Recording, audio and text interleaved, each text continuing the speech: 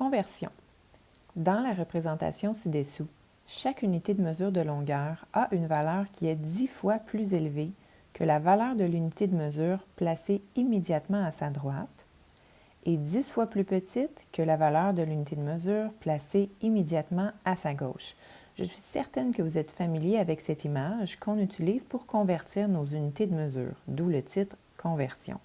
Comme on peut le voir par la flèche rouge ici, plus on se déplace vers la droite, plus les unités sont petites, alors que plus on se déplace vers la gauche, plus les unités sont grandes. Par exemple, 1 km, c'est beaucoup plus grand qu'un mètre. C'est 10 fois 10 fois 10 fois plus grand qu'un mètre. Si je faisais un seul bond, je pourrais multiplier par 1000. Pour nous rafraîchir la mémoire, regardons deux exemples. Dans le premier exemple, on a 714 mm qu'on doit diviser par 10 pour le convertir en centimètres et on obtient 71,4 cm. Sur notre échelle de conversion, on serait ici comme point de départ, donc 714 mm, c'est le point de départ, et pour s'en aller en centimètres, on doit diviser par 10. C'est ce qu'on voit ici.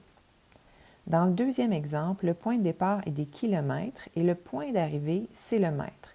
Donc, quand on part en kilomètres et qu'on veut s'en aller en mètres, on va multiplier par 10 3 fois de suite. Donc, fois 10, première étape, m'amènerait en hectomètres. Donc, quand je prends mes kilomètres et que je les multiplie par 10, j'obtiens des hectomètres. C'est ce qu'on voit ici. La deuxième multiplication par 10 convertit mes hectomètres en décamètres. Et la troisième multiplication par 10 convertit les décamètres en mètres. Au final, 62 fois 10, ça donne 620, fois 10, 6200, et fois 10 encore, 62 000 mètres. Et puisque 10 fois 10 fois 10, ça donne 1000, on aurait pu choisir de faire un seul calcul en un bond, donc de multiplier directement 62 fois 1000 pour obtenir 62 000.